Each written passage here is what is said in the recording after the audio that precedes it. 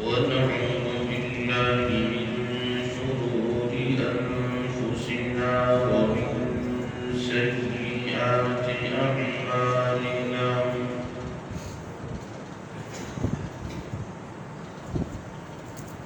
من يهده الله فلا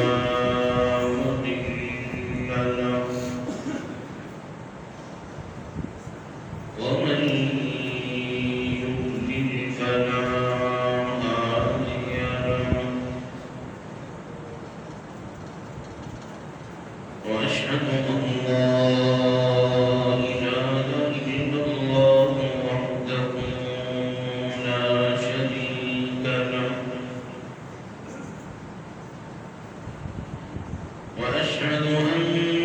سيدنا وسندنا ونبينا محمدا عبده ورسوله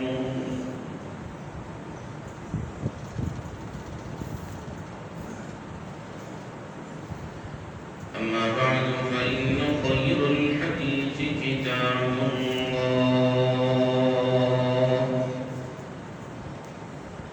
وخير الهدي هدي محمد صلى الله عليه وسلم وشر الأمور محدثاتها وكل محدثة بدعة وكل بدعة ضلالة وكل ضلالة في النار.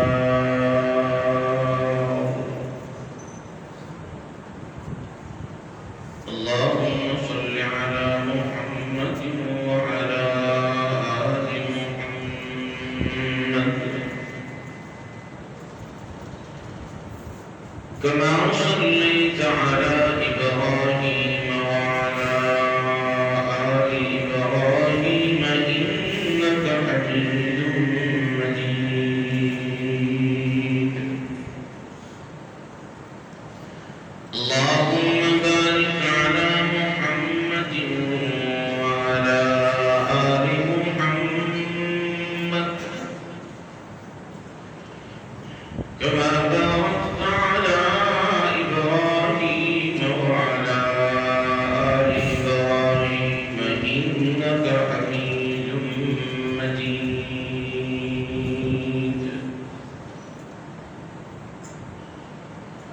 رب اشرح لي صدري ويسر لي أمري واحلل عقدة من لساني يفقه قولي.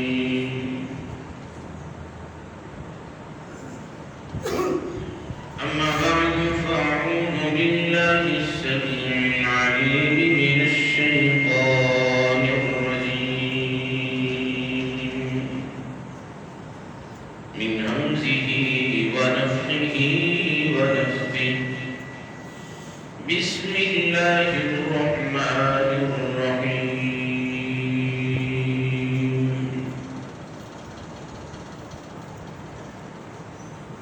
إنما الصدقات للفقراء والمساكين والعاملين عليها والمؤلفة قلوبهم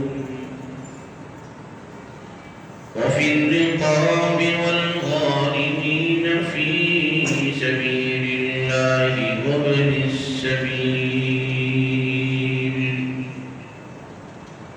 فريضة من الله والله عليم حكيم.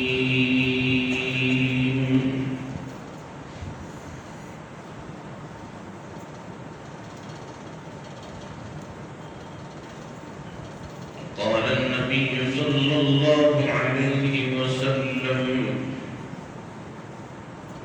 ما نقصت صدقة من مال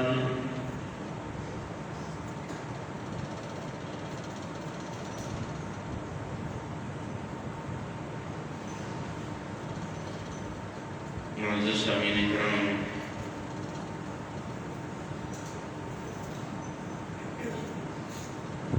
لائق سب تکریم بزرگوں اور نوجوان بھائیوں،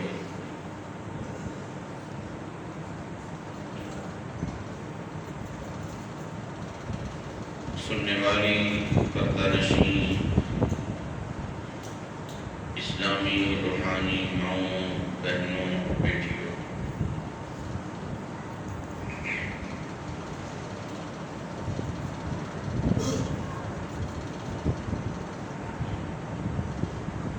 ماہ مبارک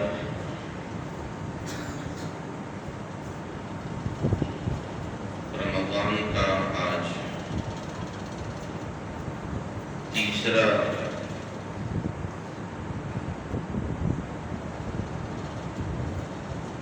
جمعۃ المبارک ہے۔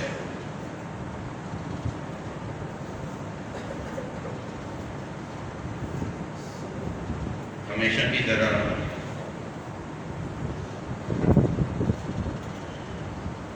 اس سال تو قدر زیادہ تیزی کے ساتھ یہ بابرکت گھڑیاں اور ساعتیں گزر رہی ہیں۔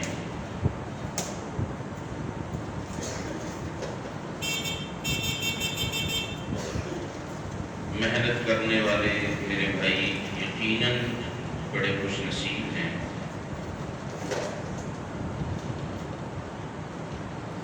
کہ جو ان ایام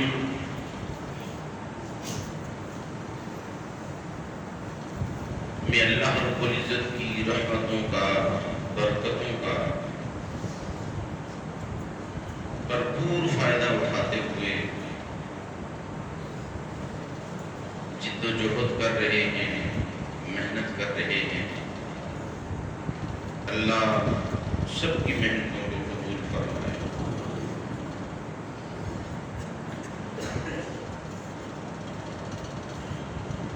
میرے بھائیوں اور بزرگوں،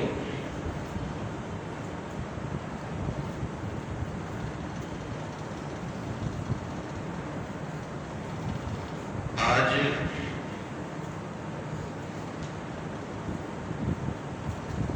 جس موضوع پہ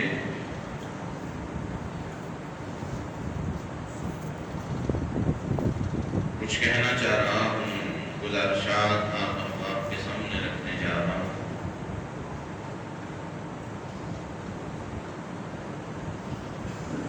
نیکیوں میں سے بڑی نیکی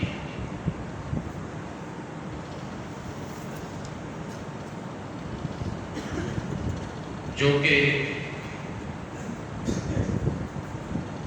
اس کی اہمیت اسلام میں، دین میں اتنی ہے کہ اسے دین نے ارکان اسلام میں شامل کیا ہے۔ رکن جو ہے یہ اس کی اہمیت کسی بھی چیز میں ایک ستون کی سی ہوتی ہے۔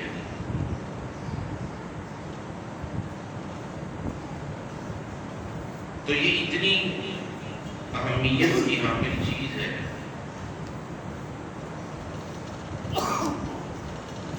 کہ جس پر اللہ کے رسول صلی اللہ علیہ وسلم بھی کچھ خاص موقعوں پر بھی اور عام طور پر بھی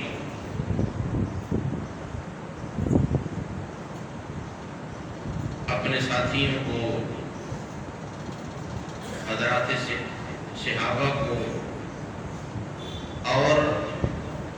نساء المؤمنین کو یہ ترغیب دیتے تھے، یہ توجہ دلاتے تھے کہ اللہ کی راہ میں خرچ کرنے کی جو نیکی ہے اسے کم مت سمجھیے گا، اسے عام مت سمجھیے گا،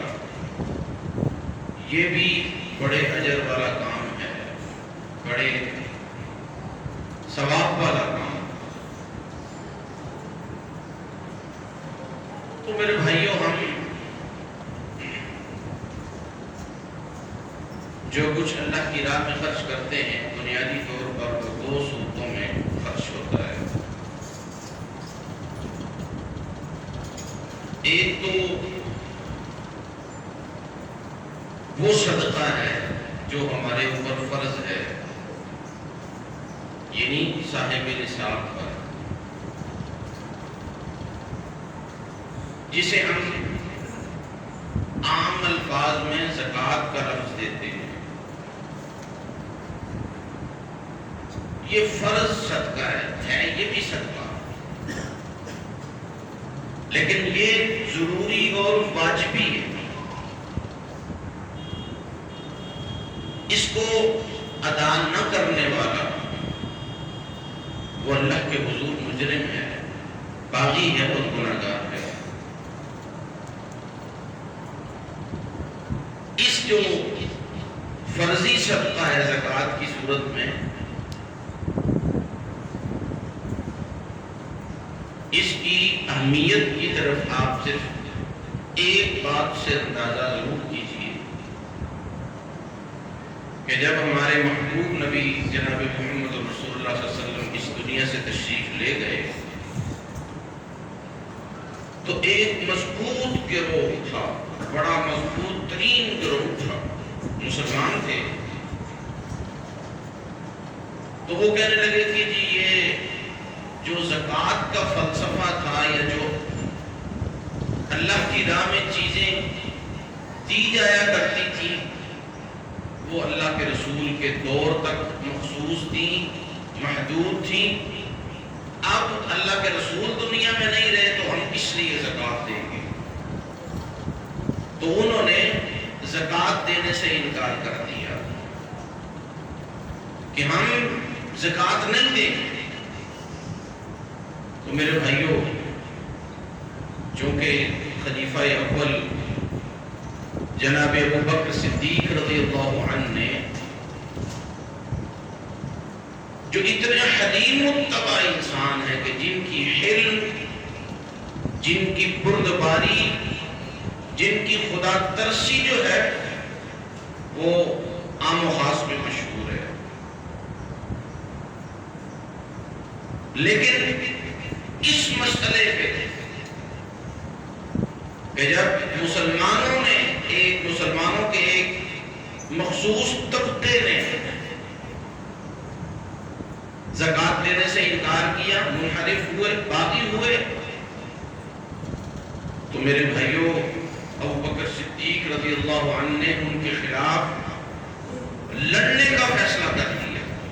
تلوار نکال لی ان کے خلاف، اور مسلمانوں نے اس وقت حضرت ابوبکر صدیق نے دوسرے جو بڑے بڑے خلفائے اربع تھے، اسی طرح بڑے بڑے جید صحابہ کرام تھے، تو وہ کہنے لگے کہ ابو بکر آپ مسلمانوں کے خلاف آپ نے تلوار نکال لی، مسلمانوں پر اپنی فوج آپ لے کے دوڑ پڑے ہیں، ان پر دوڑا دی آپ نے اپنی فوج۔ ابو بکر صدیق رضی اللہ عنہ کے وہ مثالی کلمات تھے میرے بھائی اس وقت جو ادا ہوئے کہ جو آج تک کتب سیرت میں آج تک وہ منقول ہیں، وہ لکھے ہوئے ہیں، کتب احادیث کے اندر موجود ہیں کہ ابو بکر صدیق نے فرمایا تھا، فرمایا لَأُقَاتِلَنَّ مَنْ فَرَّقَ بَيْنَ الصَّلَاةِ وَالزَّكَاةِ، کہ جو شخص بھی نماز اور زکوٰۃ دونوں فرض چیزیں ہیں ان میں سے ایک کو تو فرض سمجھے گا، دوسری کو فرض نہ سمجھ کے چھوڑے گا، تو ابو بکر صدیق اس کے خلاف اعلان جنگ کرتا ہے۔ دونوں فرض چیزیں ہیں، جس طرح نماز کی اہمیت ہے، اللہ نے فرض کر دی، اللہ کے رسول نے اسے فرض قرار دے دیا، اب قیامت قائم ہونے تک اس کی فرضیت ویسے ہی رہے گی، حالات کچھ بھی کیوں نہ ہو جائیں۔ تو میرے بھائیوں، گزارش یہ ہے کہ یہ میرے رب کی مہربانیاں ہیں، اس رب کی کرم نوازیاں ہیں کہ اللہ رب العزت نے جس طرح معاشروں میں رشتہ داریوں کی تقسیم بنائی اور پھر صلہ رحمی کی اہمیت کو اس قدر اجاگر فرمایا اللہ کے رسول نے کہ کوئی گنجائش نہیں چھوڑی، تو معاشرے کے ہر طبقے پہ توجہ دی گئی، اسے سمجھا گیا، تو وہی میرے بھائیوں غریب کی غربت کو بھی محسوس کیا گیا، وہیں پہ مسکین کی مسکینیت کو بھی محسوس کیا گیا، وہیں پہ جو لاچار اور محتاج لوگ ہیں، جو یتیم بچے ہیں، ان کے بھی سروں پر دست شفقت رکھا گیا۔ سوچنے والی بات یہ ہے کہ تعلیم دے رہے ہیں، زکوٰۃ کی حکم دے رہے ہیں اللہ رب العزت، اور اس حکم کو آگے عوام میں پہنچا رہے ہیں اس کے رسول صلی اللہ علیہ وسلم، جبکہ نہ اللہ کو ہماری زکوٰۃ سے کوئی سروکار ہے، نہ اس کے رسول کو ہماری زکوٰۃ کی کوئی ضرورت ہے۔ توجہ کیوں دی؟ ہم اس زکوٰۃ کا جو استعمال کرتے ہیں میرے بھائیوں کو اپنے معاشرے میں اپنے بھائیوں پہ کرتے ہیں، اپنے کسی عزیز پہ کرتے ہیں۔ فلسفہ زکوٰۃ یہ تھا، اللہ رب العزت کی ایک اپنی منشا ہے، یہ یاد رکھیے، یہ پیسہ، یہ دولت، یہ رزق، یہ میرے رب کے پاس ہے، یہ اس میں انسان کا کوئی کمال نہیں ہے۔ میں اکثر یہ مثال دیا کرتا ہوں کہ آپ جو یہ بڑی بڑی فیکٹریاں ہیں، کارخانے ہیں، بڑے بڑے برانڈ ہیں، اگر آپ ان کے جو اونرز ہیں اگر آپ ان کو دیکھیں اور پھر اس کے بعد ان کے ماتحت کام کرنے والے جو ورکرز ہیں ان کو دیکھیں، تو میرے بھائیوں آپ یہ کہنے پہ مجبور ہو جائیں گے کہ پیسہ، اس میں انسان کا اپنا کوئی کمال نہیں ہے۔ M B A, B B A, masters degrees لیے ہوئے لوگ، ان پڑھ انگوٹھا چھاپ لوگوں کے آگے ملازم ہیں، یہ رب کی دین ہے، جسے چاہے جتنا دے دے۔ اللہ رب العزت کے پاس ہے، جسے چاہے جتنا دے دے۔ تو اس لیے یہ رب کی امانت ہے ہمارے پاس، اللہ رب العزت نے ہمیں عطا کی ہے، ہمارا نہیں ہے۔ جو شخص اسے اپنا سمجھ بیٹھتا ہے نا، وہ تباہ و برباد ہو جاتا ہے۔ قارون نے بھی کہا تھا کہ یہ میرا اپنا کمال ہے۔ وہ جب اونٹوں سے بھرے خزانے جب لے کے نکلتا تھا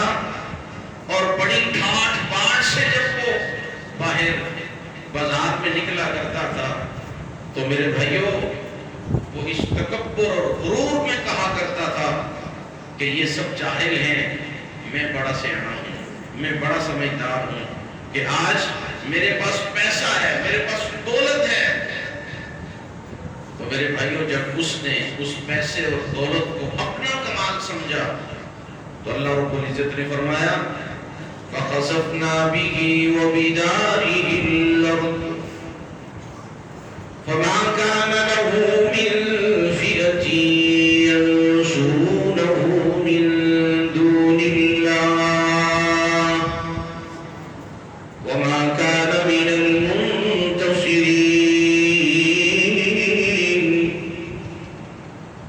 کہ جب قارون نے اس اللہ کی نعمت کو اپنے طرف منسوب کیا اور کہنے لگا یہ میرا کمال ہے، یہ میرا علم ہے،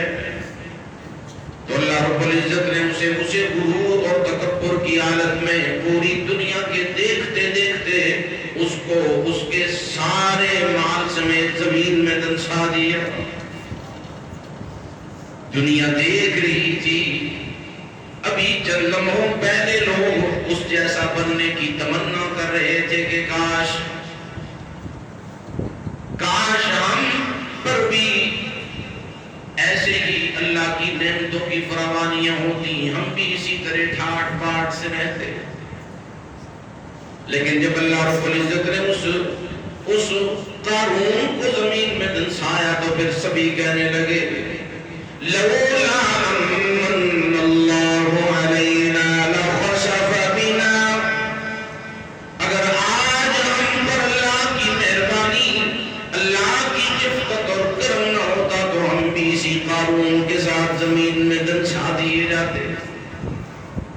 تو میرے بھائی یہ اللہ کی نعمت ہے تیرے پاس، یہ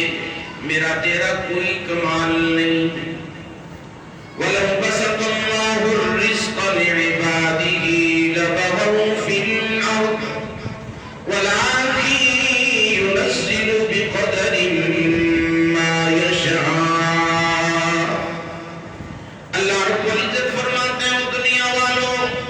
یہ رزق کے خزانے میرے پاس ہیں، میری قبضہ قدرت میں ہے، میں ان کی تقسیم اپنی مرضی سے کرتا ہوں، جسے چاہے جتنا دے دوں، جسے چاہے جتنا نواز دوں۔ اور اگر میں چاہتا میں سب کو بھی ایک طرح سے خزانے دے سکتا تھا، لیکن پھر دنیا کا بیلنس برقرار نہیں ہوتا۔ اگر دنیا میں غریب نہ ہوں تو پھر غربت کا احساس کسے ہو؟ اگر امیر نہ ہوں تو پھر اس پیسے کی نعمت، اس دولت کی نعمت، اس مال، اس وافر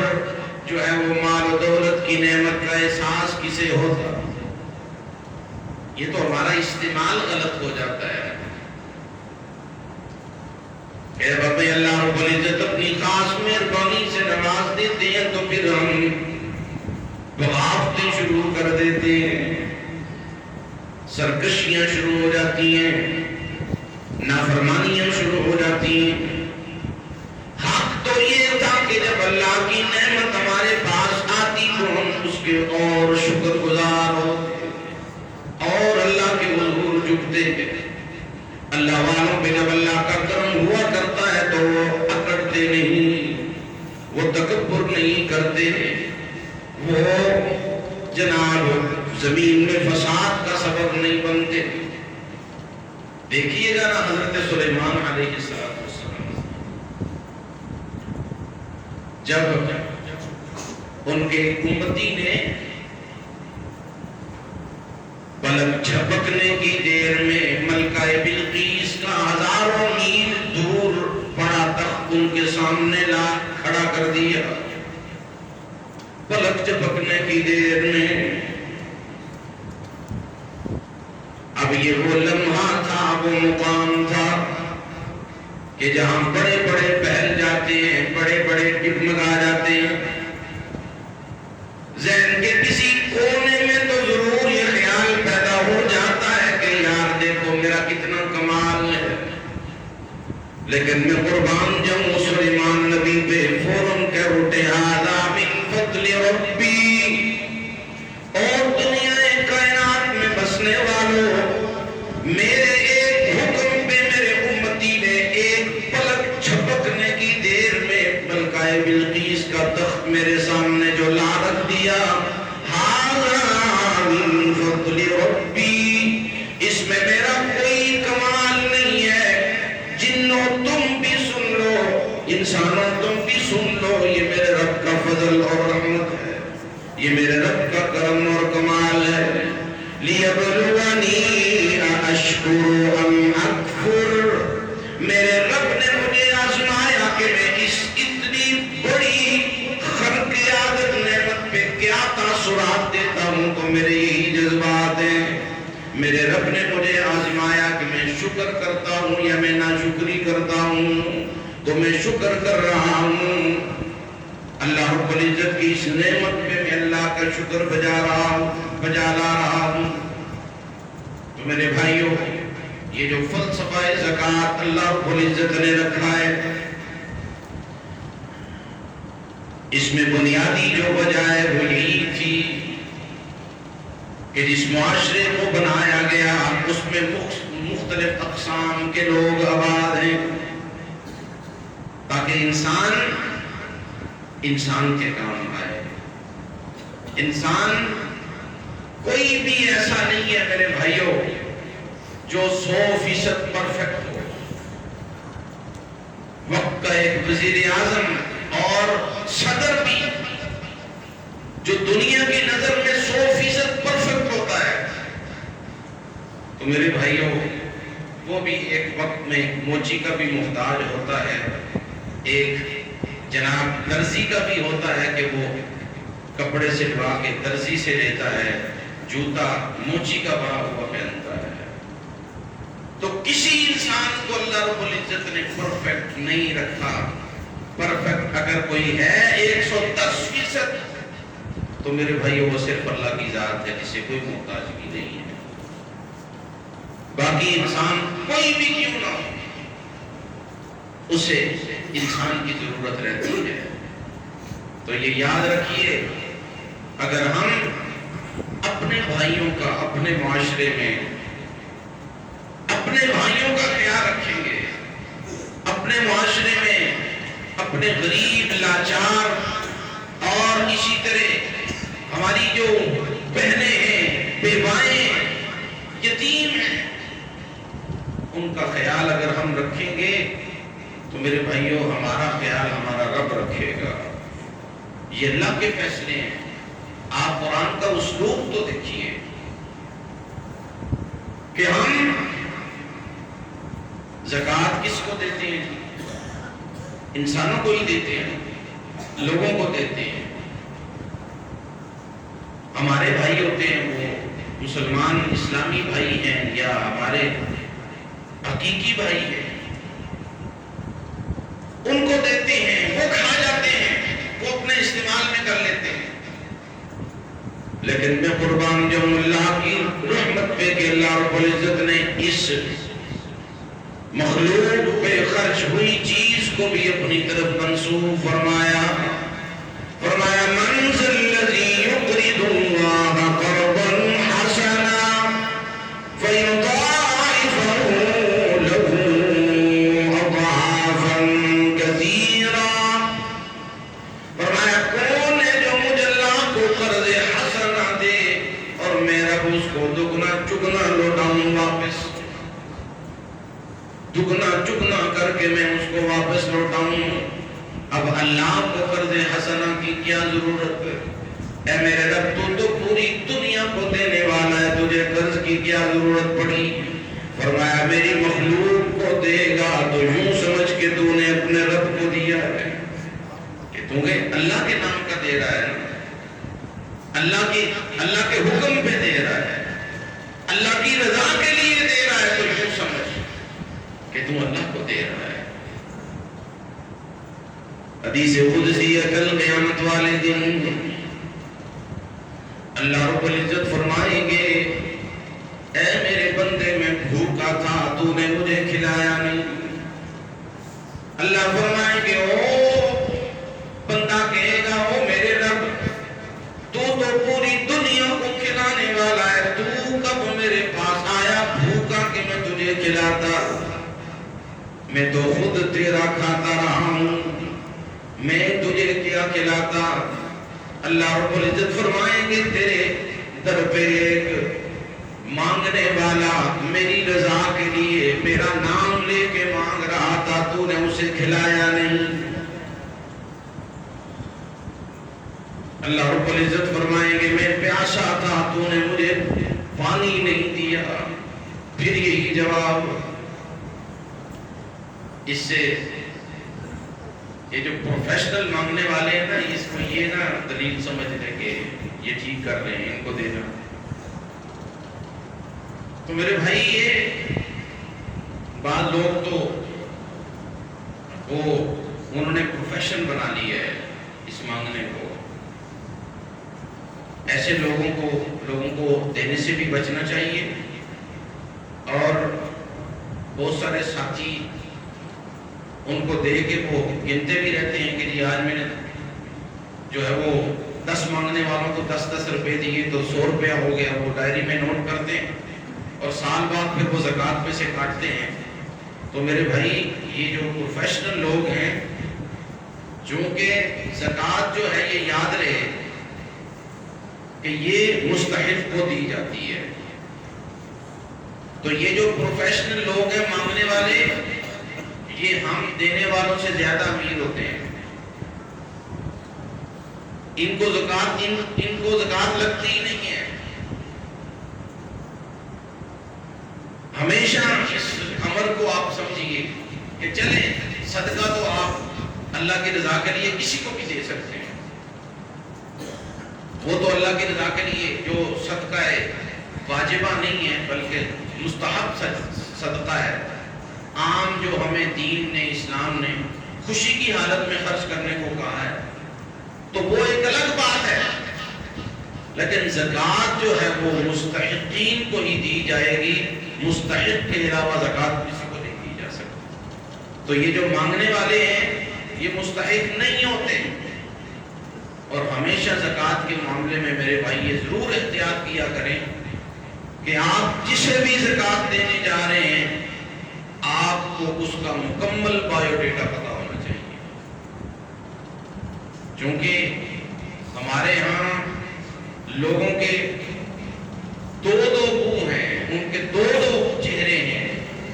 کوئی پتہ نہیں ہے کہ جو آپ کے سامنے کھڑا شخص اس وقت اس کی آنکھوں سے آنسو بھی ہیں، کب کبھی بھی تاری ہے، اور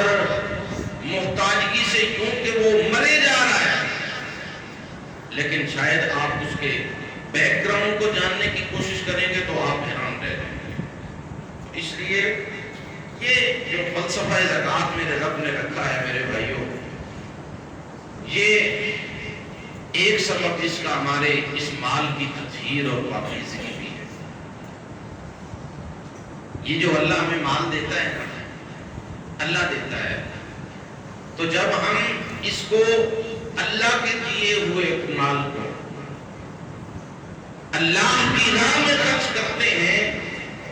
تو اللہ ہمارا جو بقیہ مال ہمارے پاس موجود ہوتا ہے اس کو پاک صاف کر دیتے ہیں، وہ صحیح معنوں میں حلال اور طیب بن جاتا ہے، پھر ان سے جو ہمارے اس کے استعمال سے پھر ہماری رگوں میں جو خون دوڑتا ہے، ہمارے جسم پہ جو گوشت چڑھتا ہے، ہمارے بچوں کی تعلیم اور تربیت پہ جو پیسے لگتے ہیں، ان پیسوں میں سے تو میرے بھائیو وہ ایک اپنا کمال رکھتے ہیں۔ پھر تبدیلیاں ہوتی ہیں کہ جب پاک مال، ہمیشہ انسان تو یہ بس اوقات سمجھتا ہے نا کہ میرے پاس جو بھی مال میں نے محنت سے کمایا وہ پاک صاف ہی ہے، لیکن میرے بھائی اب اگر آپ پہ زکوٰۃ فرض ہے اور آپ زکوٰۃ نہیں دے رہے بلکہ وہ زکوٰۃ کا پیسہ اپنے بیوی بچوں پہ اور اپنے اوپر لگا رہے ہیں تو وہ آپ کے لیے حرام ہے، آپ کے لیے جائز نہیں ہے۔ تو اللہ رب العزت نے ایک اس زکوٰۃ کا جو سبب بیان فرمایا ہے وہ ہے مال کی تطہیر، مال کی پاکیزگی۔ فرمایا خذ من اموالهم صدقة تطهرهم وتزكيهم بها وصل عليهم إن صلاتك سكن لهم والله سميع عليم۔ فرمایا محبوب پیغمبر ان کے مالوں سے ان سے زکوٰۃ وصول کیجیے، یہ جو مال ہے ان کے اگر یہ نصاب کو پہنچ جائیں اور اس نصاب کو پہنچے ہوئے مال ان پر سال گزر جائے تو پھر ان سے ان کے مال سے زکوٰۃ وصول کیجیے۔ اور اللہ رب العزت نے اس کی وصولی کا مقصد بھی بیان فرمایا، فرمایا اس لیے کہ تطہرهم وتزکیہم بہا، فرمایا آپ جب ان کے مال سے زکوٰۃ وصول کر لیں گے، صدقہ وصول کر لیں گے تو اس صدقے اور زکوٰۃ کی وجہ سے ان کا بقیہ مال پاک صاف ہو جائے گا، ان کی اپنا بھی تزکیہ ہو جائے گا، ان کے مال کا بھی تزکیہ ہو جائے گا۔ اور فرمایا وصل علیہم،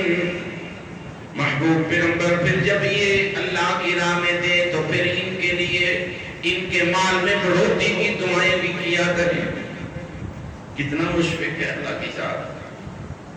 کتنے مہربان ہیں کہ فرمایا محبوب پیغمبر یہ نہ ہو کہ مال آپ لیتے رہیں آگے دنیا میں تقسیم کرتے رہیں، لیکن دینے والے کے جذبات کو مزید ابھارنے کے لیے یا اسے خوش کرنے کے لیے آپ دعا نہ دیں، تو فرمایا وصلی علیہم، ان کو دعائیں بھی دیا کریں، جو بھی اللہ کی راہ میں خرچ کرنے آئے تو پیارے ان کے لیے دعائیں کیا کریں، ان کو اس سے تسلی ہوتی ہے۔ ان صلاتک سکن لہم، فرمایا کہ جب آپ کسی کو دعا دے دے، اور اللہ رب العزت نے تو یہاں اپنے محبوب پیغمبر کے حوالے سے فرمایا، لیکن ہم آج اس سوسائٹی میں بھی محسوس کرتے ہیں کہ میرے بھائیوں اگر کوئی شخص اللہ کی راہ میں کوئی چیز دیتا ہے تو اس کو اگر دعائیہ کلمات دے دیں تو وہ بڑا خوش ہو جاتا ہے، بڑا مطمئن ہو جاتا ہے۔ تو اللہ رب العزت نے بھی یہی اصول رکھا۔ تو میرے بھائیوں رمضان کا مہینہ ہے، اصل میں اس مہینے میں انسان ویسے بھی ایک نیکی کا جذبہ رکھتا ہے، تو جہاں اور آپ بہت ساری اور نیکیوں کا اہتمام کر رہے ہیں اور اللہ کرے کرتے رہیں، تو اسی طرح میرے بھائیوں آپ ہمیشہ یہ یاد رکھیں کہ آپ کے مال سے صدقہ واجبہ جو ہے زکوٰۃ کی صورت میں، وہ بھی وہ تو فرض ہے، اس میں کوئی چھوٹ نہیں ہے۔ زکوٰۃ دے کے کوئی شخص یہ نہ سمجھے کہ میں نے احسان کر دیا ہے، وہ تو اس نے اپنے آپ اور اپنے مال کو پاک کیا ہے زکوٰۃ نکال کے۔ تو زکوٰۃ کے علاوہ جو دوسرا جو صدقہ ہے وہ میرے بھائیوں چلیں وہ کر کے انسان کو یہ سمجھنا چاہیے، خوشی ہونی چاہیے کہ یار میں نے اپنا اصل مال جو ہے وہ اللہ کی راہ میں خرچ کیا ہے، اور اصل مال کا ایک اپنا سکون ہے، اپنی تسکین ہے۔ تو میرے بھائیوں اللہ کی راہ میں زکوٰۃ کی صورت ہو یا صدقات کی صورت میں ہو، اللہ کے رسول صلی اللہ علیہ وسلم کا رمضان میں اللہ کی راہ میں خرچ کرنے کا معمول یہ ہوتا تھا۔ حالانکہ محبوب پیغمبر ہاتھ کے اتنے سخی تھے کہ میرے بھائیوں دیکھ لیں بڑے بڑے غزوات ہوئے، آپ اندازہ کریں کہ غزوہ حنین کی میں آپ ایک غزوے کی آپ کو مثال دیتا ہوں کہ اتنا مال غنیمت ہاتھ آیا، اتنا مال غنیمت ہاتھ آیا کہ ایک ایک بندے کو 100 اونٹ تک بھی ملے، اتنا مال غنیمت ہاتھ آیا۔ لیکن اللہ کے رسول صلی اللہ علیہ وسلم نے جب تک وہ سارا تقسیم نہیں کر دیا، اللہ کے رسول کو سکون نہیں آیا، چین نہیں آیا، بلکہ ایک سونے کی کوئی چھوٹی سی ٹکیا تھی، وہ اللہ کے رسول تقسیم کرتے کرتے تھک گئے، رات ہو گئی، تو فرمایا کہ چلو اس کو رکھ دو، صبح اس کو تقسیم کر دیں گے۔ تو محبوب پیغمبر فرماتے ہیں رات کو جب میں لیٹا تو میں کروٹیں لے رہا ہوں، کبھی دائیں کبھی بائیں، کبھی دائیں کبھی بائیں، فجر ہو گئی اور مجھے نیند نہیں آئی، اور فرمایا کہ میں نے جو ہی صبح فجر کی نماز پڑھی اور سب سے پہلے میں نے عائشہ کو کہا کہ عائشہ وہ جو ٹکیا تجھے میں نے سونے کی دی تھی وہ مجھے جلدی لا کے دے، کہ میں جب تک اسے اللہ کی راہ میں دے نہ دوں مجھے سکون نہیں آتا۔ اتنے سخی تھے عام ایام میں بھی، عام حالات میں بھی، لیکن رمضان کے حوالے سے آتا ہے، اور بالخصوص اس عشرے کے حوالے سے جو ابھی آنے والا ہے، آخری عشرہ رمضان، ہمارے نبی کریم صلی اللہ علیہ وسلم کے حوالے سے آتا ہے کہ اللہ کے رسول تیز آندھی سے بھی زیادہ تیز اللہ کی راہ میں خرچ کرتے تھے۔ آندھی کی تیزی کا آپ تصور ہی کر سکتے ہیں، اس کی تیزی اور شدت کو آپ سے سمجھ سکتے ہیں، اس کا کوئی پیمانہ نہیں ہے، لیکن تشبیہ دی، سمجھایا کہ اس قدر تیزی سے اللہ کے رسول اللہ کی راہ میں خرچ کرتے تھے۔ تو میرے بھائیوں اللہ کی راہ میں خرچ کرنے سے یہ اصول ہے کہ اگر کوئی یہ سمجھتا ہے تو اس کی غلط فہمی ہے، اور وہ اپنی غلط فہمی دور کر لے کہ میں اللہ کی راہ میں خرچ کروں گا تو مال کم ہو جائے گا۔ یہ میرے رب کا بھی وعدہ ہے، اللہ کے رسول ہمارے محبوب پیغمبر جناب محمد رسول اللہ صلی اللہ علیہ وسلم کا بھی وعدہ ہے کہ اللہ کی راہ میں خرچ کیا ہوا مال اس سے کبھی بھی کمی نہیں آتی، بلکہ اللہ رب العزت اس کو مزید 1-2 فیصد نہیں بلکہ 70 جو ہے وہ گناہ اللہ رب العزت نے بڑھا کے اس کو واپس لوٹانا ہے. 700 گناہ تک جو ہے وہ اللہ رب العزت اس کو بڑھا کے چڑھا کے واپس لوٹاتے ہیں. تو میرے بھائیوں اللہ کی راہ میں خرچ کریں رمضان میں. اس لیے آپ کو بطور خاص ہر سال یہ ضرور ترغیب دیتے ہیں, یہ ضرور تعلیم دیتے ہیں کہ آپ سارا سال اللہ کی راہ میں خرچ کریں. بہت اچھا ہے, لیکن اس ماہ مبارک میں آپ دیکھیں اپنے محلے میں, اپنے رشتہ داری میں, اپنی برادری میں جو غریب کمزور لوگ ہیں سب سے پہلے انہیں ترجیح دیں, اور پھر اس کے بعد جہاں جیسے اللہ کے گھر ہیں, مدارس ہیں, مساجد ہیں. میرے بھائیوں یہ بھی آپ کے تعاون سے ہی چلنے والی چیزیں ہیں. آپ کے تعاون کی ہی وجہ سے اللہ کے فضل و احسان سے آج تمام تر طاغوتی سازشوں اور کفر کے حملوں کے باوجود الحمدللہ آج مسجدیں بھی پہلے سے کہیں گنا اچھی صورت میں موجود ہیں اور مدارس بھی موجود ہیں. تو یہ آپ بھائیوں کا اللہ کے فضل و احسان سے کمال ہے, اللہ کی مدد کے بعد. تو اس لیے آپ انشاءاللہ یہ یعنی ذہن میں رکھیں, یہ سوچیں اور غور کریں کہ اللہ کے گھروں کے ساتھ ہم نے کیسے تعاون کرنا ہے, بڑھ چڑھ کے کریں. یہ گھر جو ہے الحمدللہ آپ دیکھ رہے ہیں, آپ سے زیادہ کوئی نہیں جانتا کہ یہاں ایک سروس اسٹیشن تھا, پھر اللہ نے ہمیں عطا کر دیا, پھر یہ اس پلاٹ میں ہم گرمی میں سردی میں نمازیں پڑھتے رہے. آج جو کچھ ہے آپ کے سامنے وہ بھی آپ دیکھ رہے ہیں. تو یہ انشاءاللہ اس سے بڑھ کے ہمارا خواب ہے. ہمارا خواب جو ہے اس سے کہیں گنا بڑھ کے ہے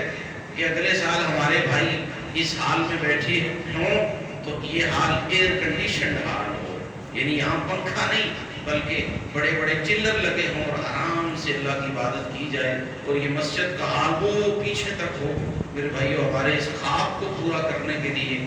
اللہ کی مدد کی سب سے پہلے ہمیں ضرورت ہے. دعا بھی کریں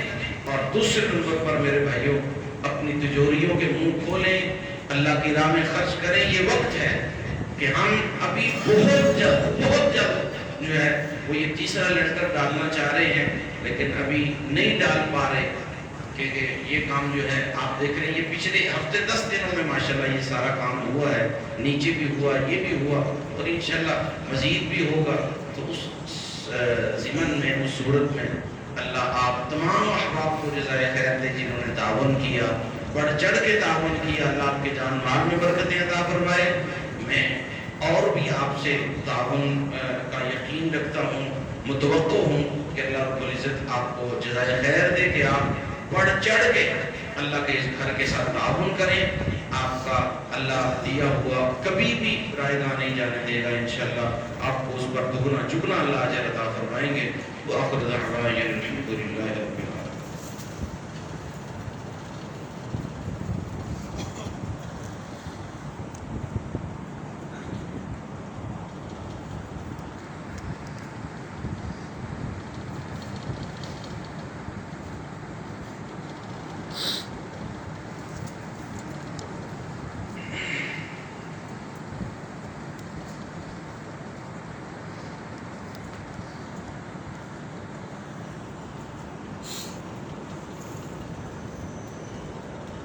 الحمدللہ